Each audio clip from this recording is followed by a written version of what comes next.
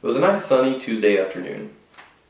Not too hot, not too cold. A slight breeze stayed constant, giving a chill to those who were in its path. About 2 hours till sunset, a man pulls into his driveway. He gets out of his old 1995 GMC Sierra. The truck doors made a loud screech sound when he closed them, almost like nails on a chalkboard. You can tell that he just got off work just by looking at his hands. They were almost all black and his fingernails caked with dirt and probably a lot of other things. The man starts up to his door and notices that it's wide open. He stood for a second searching his memories to remember that he closed the door. And the instant thought that someone might have broken in sent goosebumps rushing down his arms and legs. He pulls out his pocket knife and starts up to the door slowly and pushes it open even slower. First noticing that the furniture is still intact and nothing was knocked over or out of place. After a few moments of just scanning the living room, he starts to walk into the house.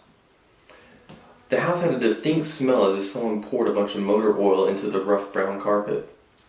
After entering the home, directly to the back left was the long hallway that went to the other 2 bedrooms and bathrooms, and the kitchen was directly to the right. Since nothing was missing, he decided to let his worries leave his body and go get changed before his wife got home. He walked down the hallway to the very last room, which was his. As he was putting on his fresh shirt, the phone started to ring. With a quick glance, he noticed that it was his father that was calling. Knowing his dad was at work, he was a bit confused as to why he was calling. His dad was head of security and normally never had time to call him. He answered regardless. Before his father allowed time for a normal introduction, he quickly asked, "Son, are you okay?" The son replies with, "Yeah, I'm fine, what's going on?" The father, still sounding frightened, says, "There was a prison break about 2 hours ago and we still have not found the escapee." Even though the son was worried to hear about that, it still left some confusion as to why his dad was worrying about him over an escapee. After a small moment of silence, the son's eyes grew wide. As he asked his dad slowly, "What was it?" The father finished his sentence, "Yes, son. It was Versilia." The son dropped his phone, making a loud bang on the floor.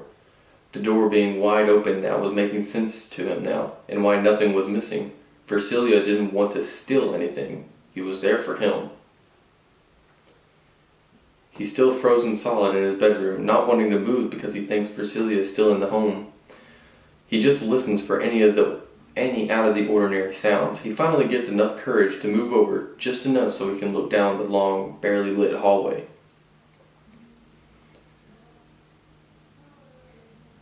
The goosebumps come back almost instantly. He studies everything in the hallway for a good while. A slight shadow movement instantly caught his attention. It notices that it's coming from the bathroom, being casted from a window.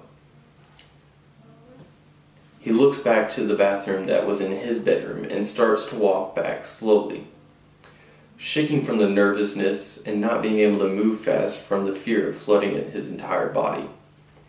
He is focused so much on the shadow that he does not pay attention to where he is stepping and forgets that there is a soft spot in the floor he was supposed to fix a week ago. His leg is then swallowed by the floor, creating a very loud noise through the house and making a noise that alerts the intruder that he is hurt. As he is stuck in the floor, everything is almost moving in slow motion. The footsteps moving fast force him to look back where the shadow was. It was Versilia, running towards him with a knife in his hand. Adrenaline is pumping through him now and gives him the strength to pull his leg free, giving him just enough time to jump into his bathroom and lock the door. Versilia hits the door with his fist and starts shaking the door handle. Looking for a weapon to fight Versilia with, he grabs his pocket knife. The sound of Versilia trying to break stops. The silence makes him worry more and more, trying to listen and locate where Versilia is. He hears a car pull in the driveway. He wonders who it is. The door closes and he hears 2 kids laughing and playing outside and someone walking up the steps. At this moment, he knows it's his wife and kids. He is in the bathroom screaming, "No, don't come in!" several times, but still nothing is heard. He knows if he does nothing, Versilia will take his family from him. Swallowing his fear, he rushes out of the bathroom and runs down the hallway, trying to get to his wife as fast as he can. He gets there just in time to see Versilia running out of the kitchen towards his wife. He runs in the direction that will cut Versilia off to save his wife. Diving in the way of Versilia's knife, he is stabbed. Diving in the way of Versilia's knife, he is stabbed by Versilia. He smiles at Versilia, though, because he is happy that he saved his wife, and also Versilia doesn't know that he stabbed him.